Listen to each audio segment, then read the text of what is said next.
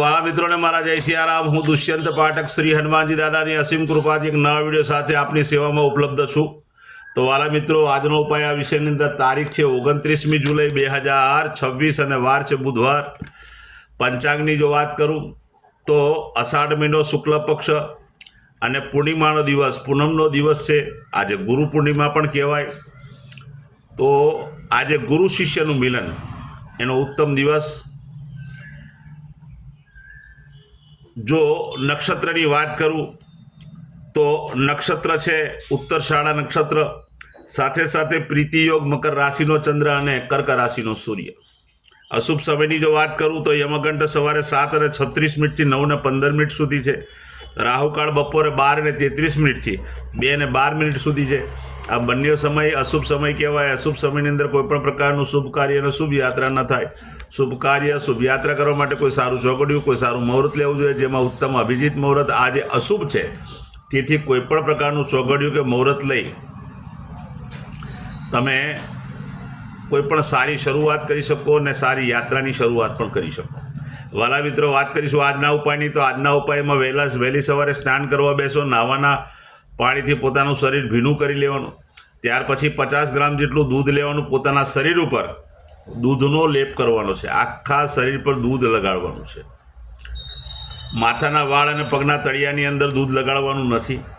દૂધ લાગી ગયા પછી તમારે ચોખ્ખા પાણીથી સ્નાન કરવાનું છે। ચોખ્ખું પાણી તમારે ઉમેરવું હોય તો ઉમેરી પણ શકાય, સાબુ શેમ્પૂનો ઉપયોગ કરવો હોય તો કરી પણ શકાય। સ્નાન થઈ જાય, તમારું સ્નાન થઈ જાય પછી તમારે 23 ઇલાયચીની માળા બનાવવાની છે। 23 ઇલાયચીની માળા, અને તે માળા તમારા ઘરમાં ગણપતિ દાદાની મૂર્તિ હોય તો ત્યાં, ચિત્ર હોય તો ત્યાં, અથવા દેવ મંદિરે જઈને ગણપતિ દાદાને 23 ઇલાયચીની માળા ગણપતિ દાદાના ગળામાં પહેરાવવાની છે।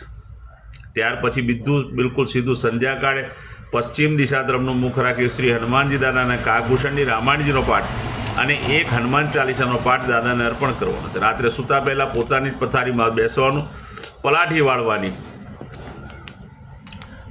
વાળી અને ઓમ કૃષ્ણાય વાસુદેવાય હરે પરમાત્મને પ્રણત ક્લેશ નાશાય ગોવિંદાય નમોનમાં આ મંત્ર યથાશક્તિ જપવાનો છે। બસ આટલું કરી લો, તમારો ઉપાય પરિપૂર્ણ થઈ જશે। વાલા મિત્રો, જે મારા વાલા મિત્રનો જન્મદિવસ 29મી જુલાઈ 2026 બુધવારના દિવસે આવ્યો છે, તેવા બધા જ વાલા મિત્રોને સૌપ્રથમ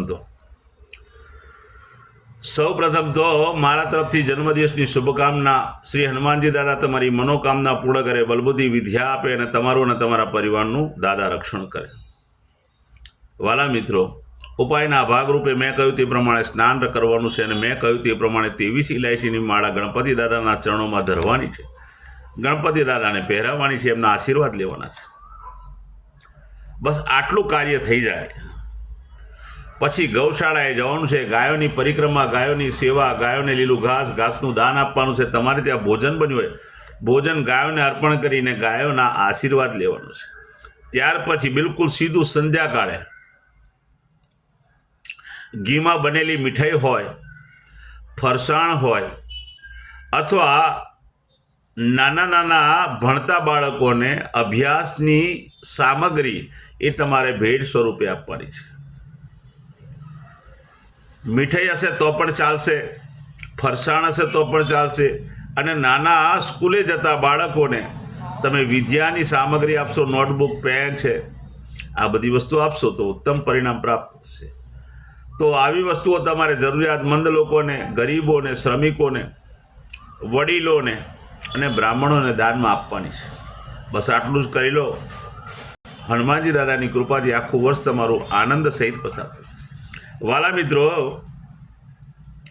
જેમની મેરેજ એનિવર્સરી 29મી જુલાઈ 2026 અને બુધવારના દિવસે છે, તેવા બધા જ વાલા મિત્રો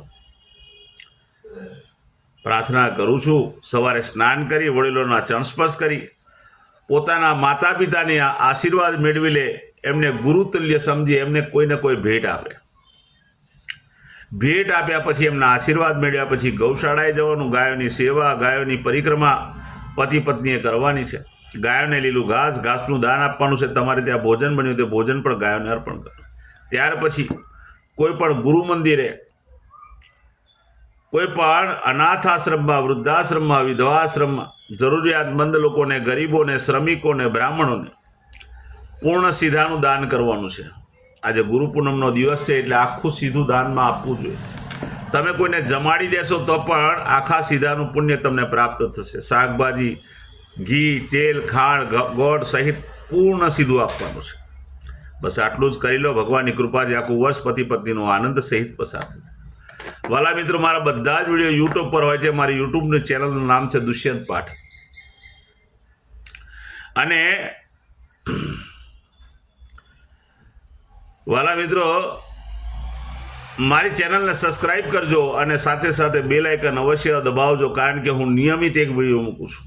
તમે બેલ આઇકન દબાવેલું હશે તો તરત જ તમારા મોબાઈલ પર નોટિફિકેશન આવશે અને તમે મારો વિડીયો તરત જ જોઈ શકશો. તો પ્રાર્થના કરું છું, મારી ચેનલને સબસ્ક્રાઈબ કરજો અને બેલ આઇકન દબાવજો. મારું ઇન્સ્ટાગ્રામ, મારું ફેસબુકનું પેજ, એનું નામ પણ દુષ્યંત પાઠક છે. મારા પેજને ફોલો કરજો, લાઇક કરજો અને પ્રાર્થના કરું છું મારા બધા વિડીયોને શેર કરજો. કોઈ જરૂરિયાતમંદ વ્યક્તિ જે સંઘર્ષમાં ફસાયેલો હોય ત્યાં સુધી આ વિડીયો પહોંચે, બસ મારું એ લક્ષ્ય છે. હું નિયમિત એક વાત પ્રામાણિકતાથી કહું છું કે એકવાર મારો વિડીયો જોવાથી કે એકવાર ઉપાય કરવાથી 24-48 કલાકમાં પરિણામ નહીં આવે. આ કોઈ ચમત્કારની વાતો નથી. નિયમિત મારો વિડીયો જોશો અને નિયમિત ઉપાય કરશો તો તમારા જીવનમાંથી સંઘર્ષ ઓછો થશે. નવા વિડીયોમાં ફરીથી મળીશું. આપ સૌને મારા સીતારામ.